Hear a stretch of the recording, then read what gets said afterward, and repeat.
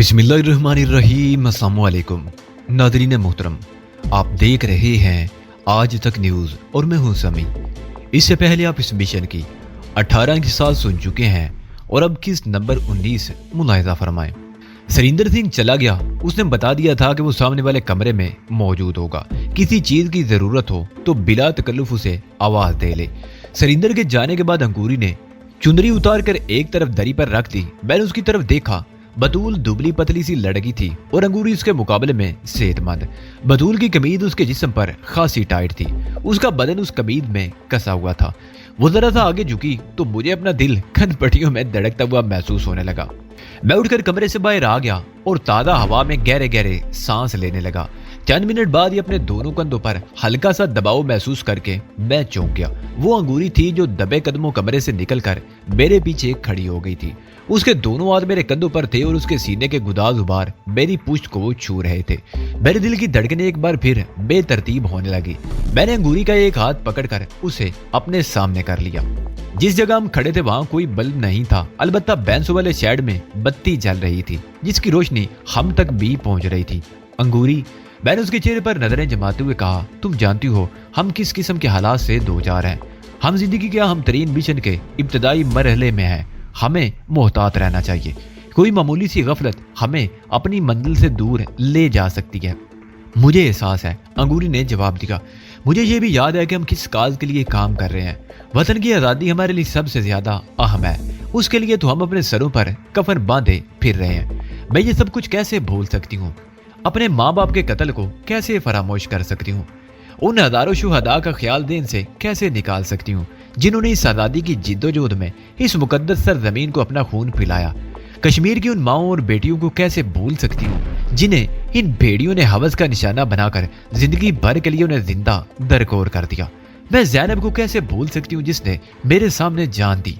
और अगर तुम्हें ये एहसासात और जज्बात ना होते तो आज तुम्हारे हाथों में राइफल ना होती। मैंने उसकी बात काटते हुए कहा, लेकिन कोई मामूली सी गफलत या कोताही हमें अपनी मंजिल से भटका सकती है। ऐसा नहीं होगा शमरोज, अंगूरी ने जवाब दिया। मेरी जिंदगी का एक एक लम्हा इस काज के लिए वक्फ है, लेकिन मैं तुम्हारा ख्याल भी ज़हन से नहीं निकाल सकती। कभी मैं महसूस करती हूँ कि तुम बैठे तो मेरे करीब हो लेकिन मुझसे बहुत दूर चले गए हो। ये महज तुम्हारा वहम है, मैंने जवाब दिया। मैं तो 24 घंटे तुम्हारे पास ही रहता हूँ। लेकिन क्या? उसने मेरी आंखों में झांका। लेकिन वादा करो कि हम अपनी किसी जाती खुशी या गर्ज को जिंदगी के उस अजीम तर मकसद पर हावी नहीं होने देंगे जिसके लिए हमने अपनी जिंदगियां वक्फ कर रखी हैं। मैंने कहा, वादा। अंगूरी के होंठों पर मुस्कुराहट आ गई। उसकी आंखें रोशन सितारों की तरह चमक उठी थी। वो चंद लम्हे मेरी आंखों में झांकती रही और फिर बेइख्तियार मुझसे लिपट गई।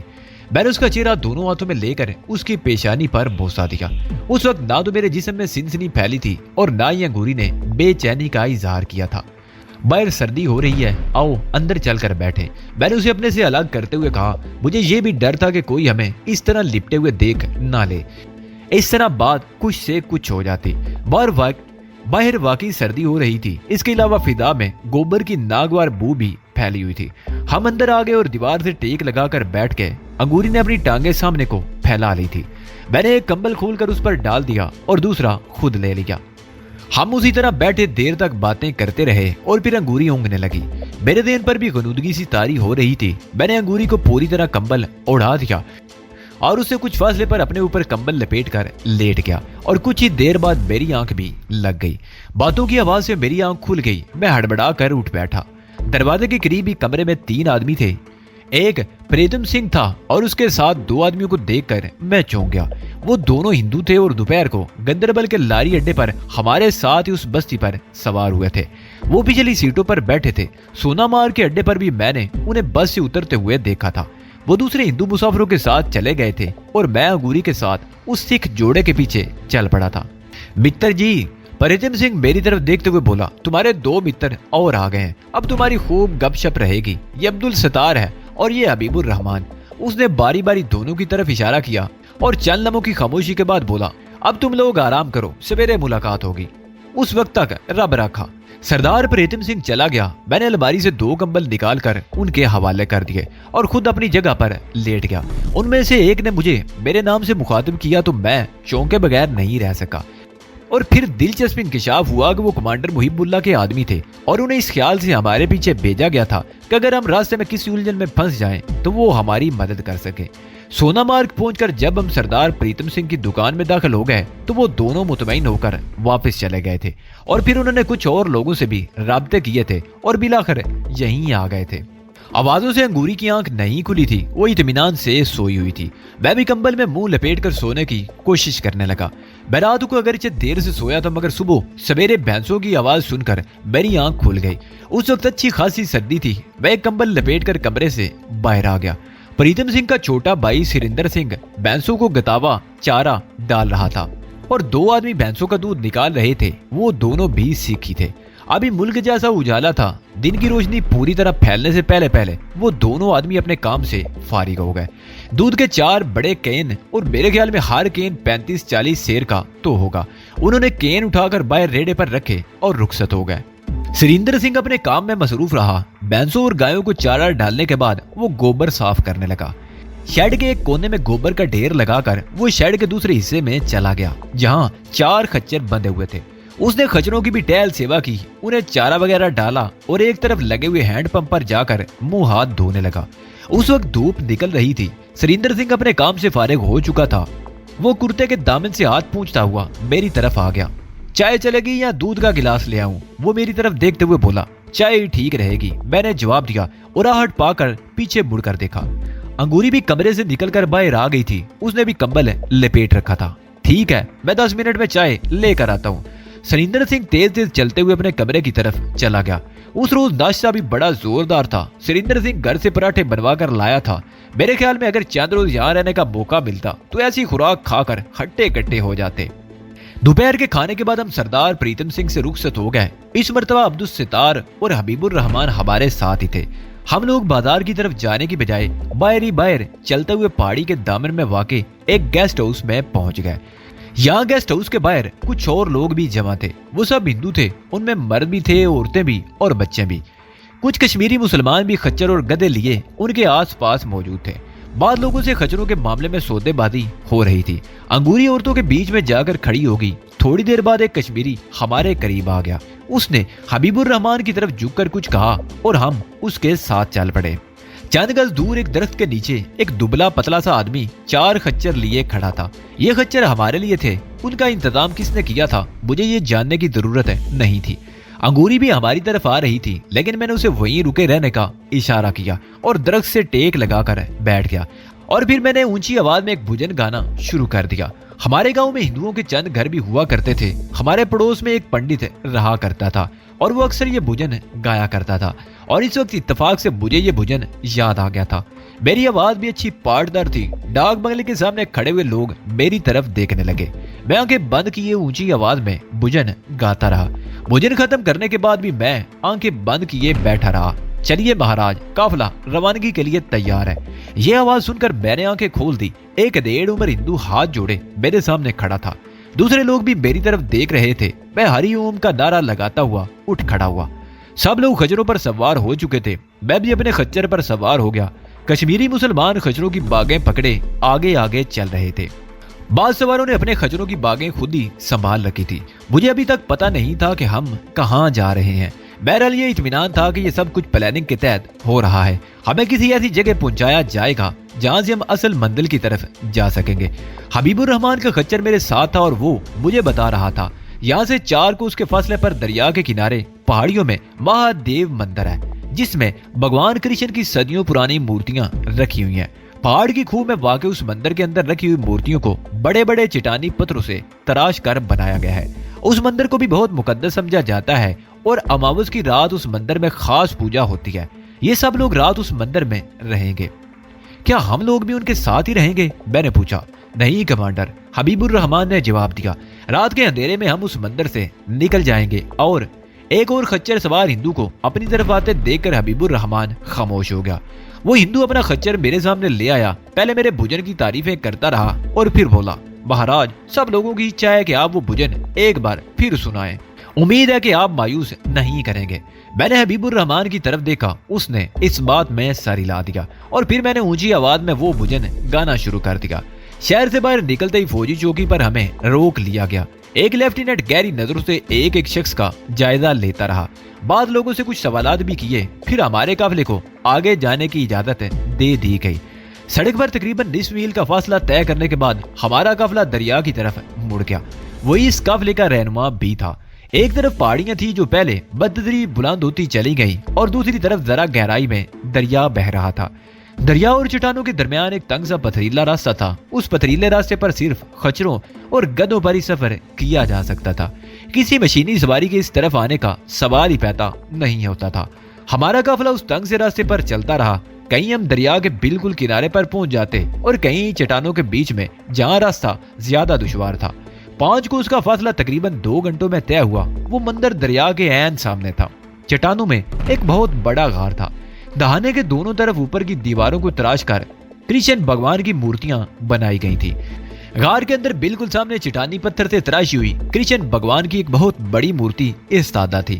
غار میں اندھیرا دور کرنے کے لیے کئی مشعلیں جل رہی تھی، دیواروں کو بھی تراش کر مورتیاں ابھاری گئی تھی۔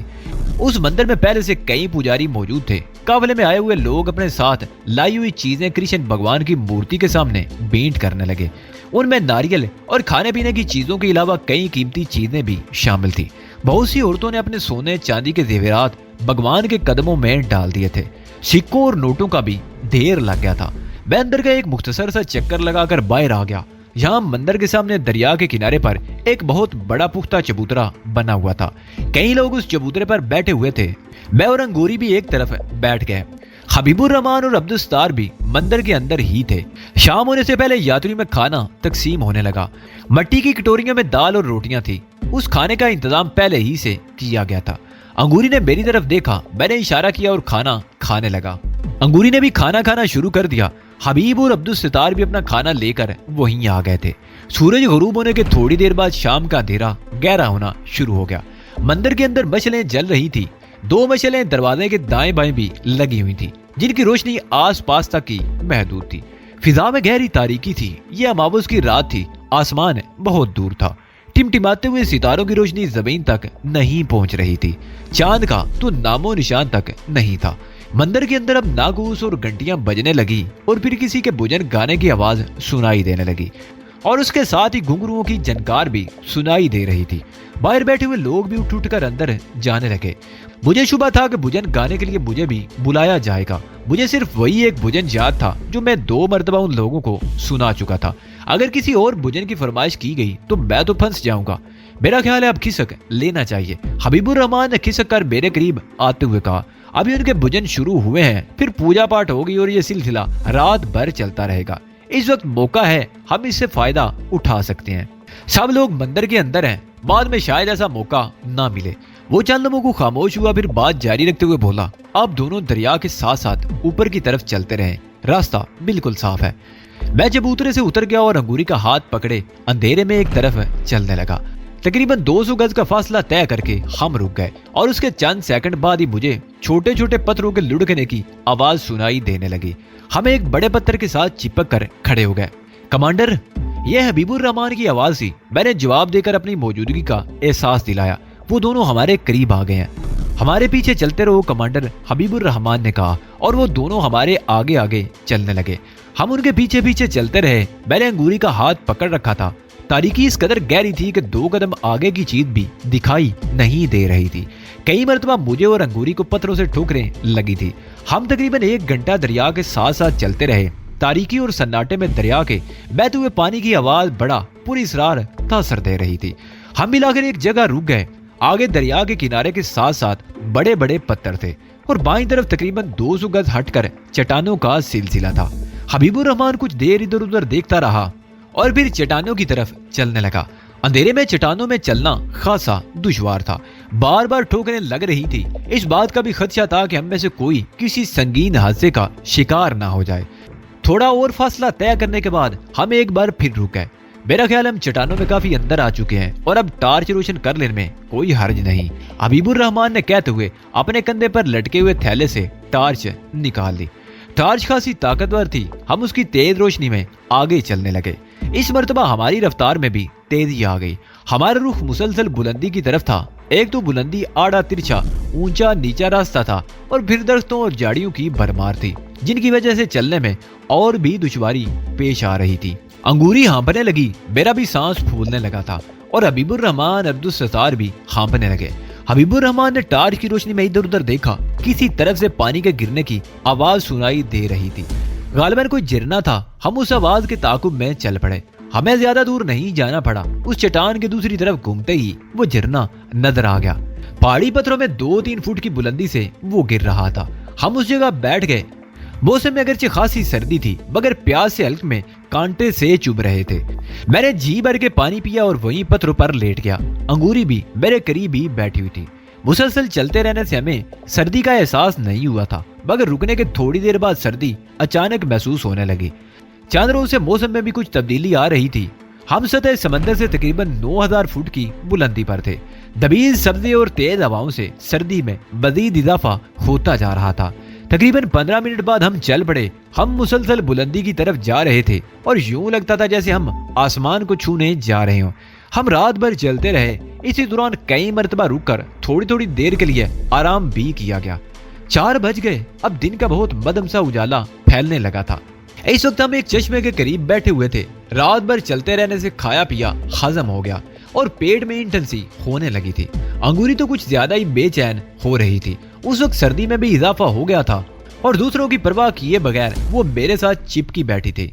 दिन का उजाला वादे हो गया। हबीबुर रहमान ने टार्च बंद करके थैले में डाल ली और उठकर इधर उधर देखने लगा। अब हमारी मंजिल ज्यादा दूर नहीं रह गई। वो मेरी तरफ देखते हुए बोला, हम ज्यादा से ज्यादा 1 घंटे में वहां पहुंच जाएंगे। हम एक बार फिर चल पड़े। इस मर्तबा हम नशेब की तरफ जा रहे थे। दिन का उजाला फैलता जा रहा था। रोशनी में हमें चलने में भी दुश्वारी पेश नहीं आ रही थी। हबीबुर रहमान ने ठीक ही कहा था। हम 1 घंटे बाद मंजिल पर पहुंच गए। हमारा इस्तकबाल एक गरजती हुई आवाज ने किया था, कौन है? रुक जाओ, खबरदार अपनी जगह से हरकत मत करना।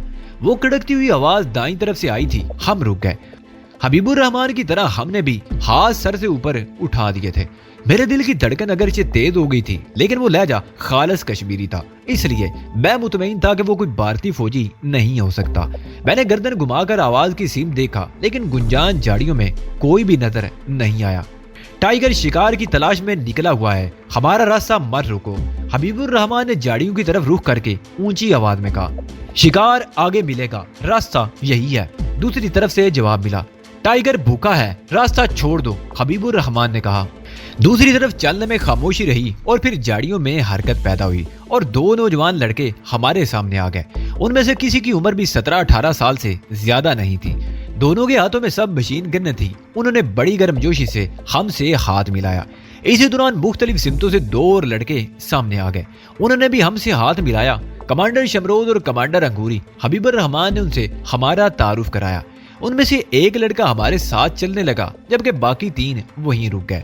हम चीड़ और चिनार के दरख्तों से लदी हुई पहाड़ियों में तंग से रास्तों पर चकराते हुए आधे घंटे में एक गार के दहाने पर पहुंच गए।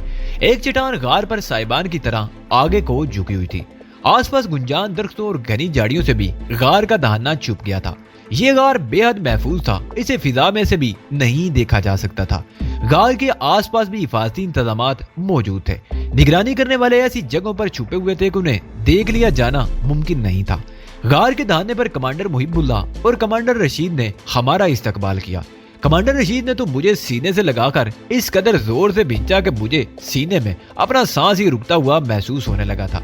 उस गार में 20-22 आदमी थे। मेरा उलिया देखकर बहुत से लड़के मुस्कुरा दिए थे, लेकिन जब उनसे मेरा तारुफ कराया गया तो उन सब के होंठों की मुस्कुराहट गायब हो गई और सब आगे बढ़ बढ़कर मुझसे मुसाफा करने लगे। बहुत से लड़के ऐसे थे जिनकी उम्रें 17 या 18 साल से ज्यादा नहीं थी। मेरी उम्र भी तकरीबन इतनी ही थी। ये वो उम्र थी जब हमारे हाथों में कलम और किताबें होनी चाहिए थी, लेकिन वक्त ने हमारे हाथों में राइफलें थमा दी थी। अपने वतन की आजादी के लिए हम जैसे 9 उम्र लड़कों ने सरों पर कफन बांध लिए थे और एक ऐसे दुश्मन से बरसरे पैकार थे जो बहुत खूनख्वार, चालाक और हय्यार था। मुझे यकीन था कि हम उन गासिबों को एक न एक दिन मार भगाएंगे और हमारी आने वाली नस्लें आजाद फिजाओं में सांस लेंगी। किसी 9 उम्र लड़के के हाथ में राइफल नहीं होगी, उनके हाथों में किताबें नजर आएंगी। वादी की फिजा में बारूद का धुआं नहीं फैला होगा। फूलों की खुशबू से महकती हुई फिजा में आजादी के तराने गूंजा करेंगे। ये गार बहुत बड़ा था। यहाँ कम से कम 100 अफराद के रहने की गुंजाइश थी। उसके पिछली तरफ एक हिस्सा ऊपर से खुला हुआ था, जहां से रोशनी अंदर आ रही थी। गार के पिछले हिस्से में खाना पकाने का इंतजाम था। खाना दिन का उजाला फैलने से पहले ही तैयार कर लिया गया था। दिन में यह अंदेशा था कि आसमान की तरफ उठने वाला धुआं इस जगह हमारी मौजूदगी की निशानदेही कर सकता था। गार के बाहर धूप चमकने लगी थी, जिससे गार के अंदर भी कुछ रोशनी हो रही थी। हमारे लिए खाने का फौरन ही बंदोबस्त किया गया। खाने के बाद हमें आराम का मौका भी दिया गया। रात भर के उस सफर ने हमें बुरी तरह थका दिया था। अंगूरी तो लेटते ही सो गई और उसके थोड़ी देर बाद ही मैं भी नींद की आगोश में पहुंच गया। मैं दोपहर 2 बजे के करीब बेदार हुआ था। उस वक्त तक कमांडर यासीन और कमांडर शहाब भी पहुंच चुके थे और कुछ और मुजाहिदीन की आमद भी जारी थी। ये एक बहुत बड़ा और बहुत खतरनाक ऑपरेशन था और उसके लिए नहायत तजर्बाकार कमांडोज जमा किए जा रहे थे। कुछ देर बाद सईद, अशरफ और अनवर भी पहुंच गए। दोपहर का खाना खाने के बाद हम 5-6 आदमी गार से निकलकर पहाड़ों में नशेब की तरफ उतरने लगे।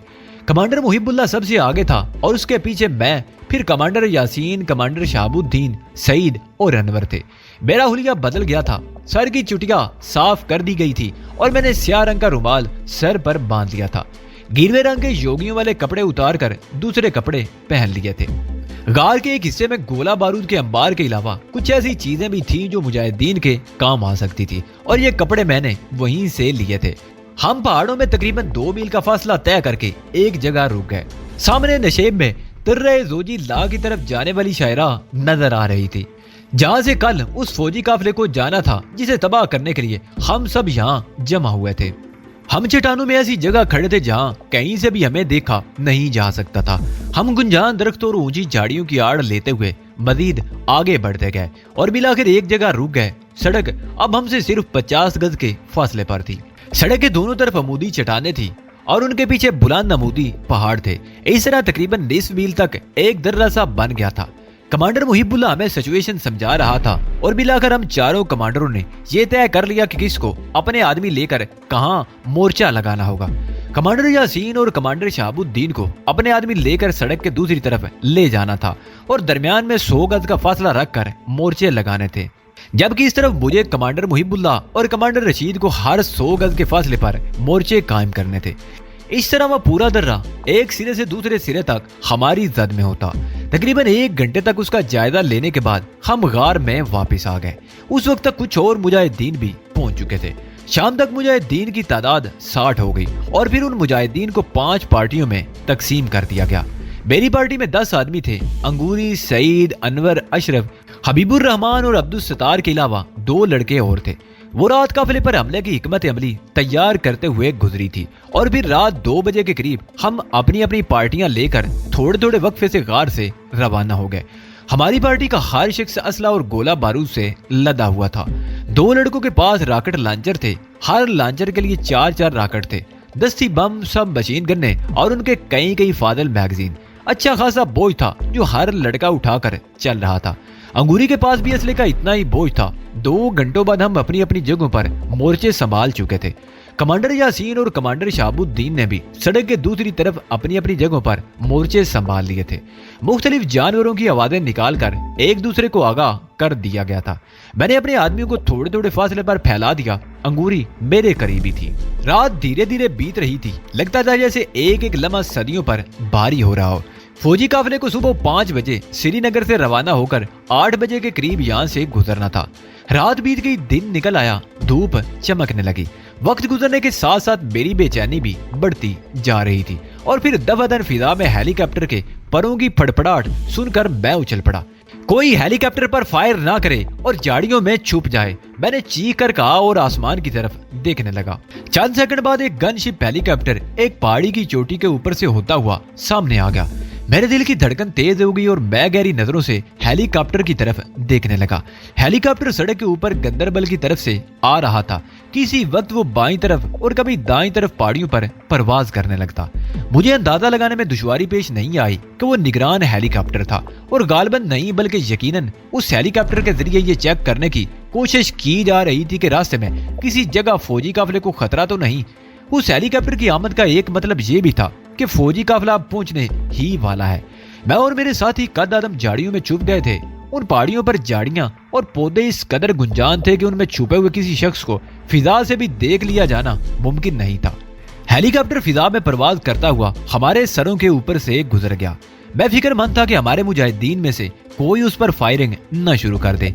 ہیلی کاپٹر پہاڑیوں کے اوپر 100-150 میٹر کی بلندی پر پرواز کر رہا تھا۔ اسے نشانہ بنانا بالکل آسان تھا، اسے تو آسانی سے گرایا جا سکتا تھا، لیکن اس طرح اصل مشن ناکام ہو جاتا۔ ہیلی کاپٹر کی تباہی کے بعد فوجی قافلہ دور ہی کہیں رک جاتا اور ہمارا مقصد پورا نہ ہوتا۔ گن شپ ہیلی کاپٹر پہاڑیوں پر پرواز کرتا ہوا بہت آگے جا کر اونچی پہاڑیوں کے پیچھے غائب ہو گیا۔ میں نے اطمینان کا سانس لیا۔ میری طرح دوسرے کمانڈروں کے ذہن میں بھی یہی بات ہوگی کہ اگر ہیلی کاپٹر کو گرا لیا گیا تو ہمارا اصل مشن خطرے میں پڑ جائے گا۔ ہیلی کاپٹر کے پروں کی پڑپڑاہٹ کی آواز بھی اب معدوم ہو چکی تھی۔ یہ ہیلی کاپٹر روسی ساخت کا تھا۔ افغانستان میں بھی مجاہدین کے ٹھکانوں پر حملے کے لیے یہی گن شپ ہیلی کاپٹر استعمال ہو رہے تھے۔ بھارت میں اگرچہ اسلحہ اور دیگر جنگی ساز و سامان بنانے کی کئی فیکٹریاں لگی ہوئی تھی، لیکن جنگی جنون میں مبتلا بھارتی حکمرانوں نے ہر اس ملک سے اسلحہ اور گولہ بارود حاصل کیا تھا جہاں سے ملنے کی توقع کی جا سکتی تھی۔ روس ان ممالک میں پیش تھا۔ بھارتی فوج میں استعمال ہونے والا 70% سے زائد جنگی سامان روس سے درآمد شدہ تھا، اور یہ ہیلی کاپٹر بھی روسی تھا۔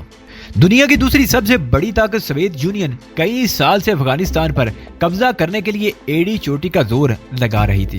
اس نے اپنی ساری طاقت افغانستان کی جنگ میں جھونک دی تھی، لیکن افغانستان روسیوں کا قبرستان بنتا جا رہا تھا۔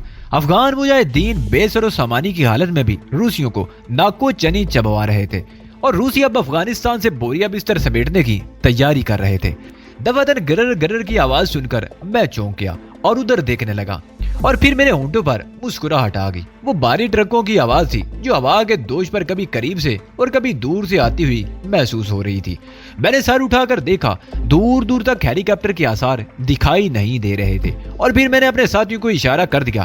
میرے تمام ساتھی قد آدم جھاڑیوں اور پودوں میں رینگتے ہوئے آگے بڑھنے لگے، اور پھر میرا اشارہ پا کر مختلف جگہوں پر پوزیشن سنبھالنے لگے۔ میں نے بڑی تیزی سے گھوم کر ہر مجاہد کی پوزیشن کا جائزہ لیا، اور مطمئن ہو کر انگوری کے ساتھ ایک پتھر کی آڑ میں پودوں میں پوزیشن لے کر بیٹھ گیا۔ سڑک ہم سے تقریباً 100 گز کے فاصلے پر تھی۔ ہمارے آگے تقریباً عمودی چٹان تھی، جس کے اختتام پر سڑک کے کنارے تقریباً 8 فٹ اونچی دیوار سی بن گئی تھی، جبکہ سڑک کے دوسری طرف کی پہاڑیاں زیادہ بلند نہیں تھی۔ اس طرف قد آدم جھاڑیاں اور پودے بہت گنجان تھے۔ میری نظریں سڑک پر مرکوز تھی اور کان گرر گرر کی آواز پر لگے ہوئے تھے، اور پھر پچھلے موڑ سے پہلی جیپ کو سامنے آتے دیکھ کر میرے دل کی دھڑکنیں ایک دم ہی تیز ہو گئی۔ جیپ پر بھارتی ترنگا لہرا رہا تھا۔ یہ بغیر ہوڈ کی جیپ تھی۔ سامنے ونڈ اسکرین کے فریم کے اوپر ایک آہنی پائپ بھی لگا ہوا تھا، جس پر لائٹ مشین گن فٹ تھی۔ ایک فوجی گن کے سامنے سیٹ پر بالکل چاقو چوبند کھڑا تھا۔ جیپ کی پچھلی 2 سیٹیں آگے پیچھے کی بجائے آمنے سامنے تھی۔ ہر سیٹ پر 3 فوجی سب مشین گن سنبھالے بیٹھے تھے۔ ان کے رخ باہر کی طرف تھے۔ جیپ کے پیچھے ایک ٹرک تھا، اس پر آگے ایک ہیوی مشین گن اور دائیں بائیں ایک لائٹ مشین گن نصب تھی۔ تقریباً 2 درجن فوجی سب مشین گن سنبھالے ٹرک کے اندر کھڑے تھے۔ ان ٹرکوں میں لکڑی کے تختوں کی سیٹیں اس طرح بنائی گئی تھی کہ فوجی ان پر آسانی سے کھڑے ہو سکے۔ اس ٹرک کے پیچھے اسلحہ اور گولہ بارود سے لدے ہوئے ٹرک تھے، جن پر ترپال پڑے ہوئے تھے۔ ان ٹرکوں کی کیبن کی چھتوں پر بھی 2 فوجی سب مشین گنے سنبھالے بیٹھے تھے۔ میں اپنے آپ میں ایک عجیب سی سنسنی محسوس کر رہا تھا۔ میرے دل کی دھڑکن تیز ہوتی جا رہی تھی۔ میں نے انگوری کی طرف دیکھا، اس کا چہرہ بھی سرخ ہو رہا تھا۔ وہ ٹرک ہلکی رفتار سے ہمارے سامنے سے گزرتے رہے۔ اسی دوران پیچھے سے آتی ہوئی ایک جیپ تیزی سے آگے نکل گئی۔ میں ان ٹرکوں کو گنتا رہا، ان کی تعداد 30 تھی۔ آخر میں بھی 2 جیپیں تھیں۔ ان جیپوں پر بھی آگے پیچھے لائٹ مشین گنیں فٹ تھی، اور ہر جیپ پر 6 فوجی سب مشین گنیں سنبھالے بیٹھے ہوئے تھے۔ ٹرکوں اور جیپوں پر بیٹھے ہوئے تمام فوجی دائیں بائیں پہاڑیوں کی طرف دیکھ رہے تھے۔ پروگرام کے مطابق سب سے پہلے میری پارٹی کو قافلے کے آخری ٹرکوں اور جیپوں پر حملہ کرنا تھا۔ ہماری طرف سے پہلا فائر ہوتے ہی سڑک کے دوسری طرف دور تک گال لگائے ہوئے مجاہدین سمجھ جاتے کہ قافلہ اب مکمل طور پر گھیرے میں آ چکا ہے، اور وہ بھی فائر کھول دیتے۔ ہمارے سامنے اب 3 ٹرک تھے اور 2 جیپیں۔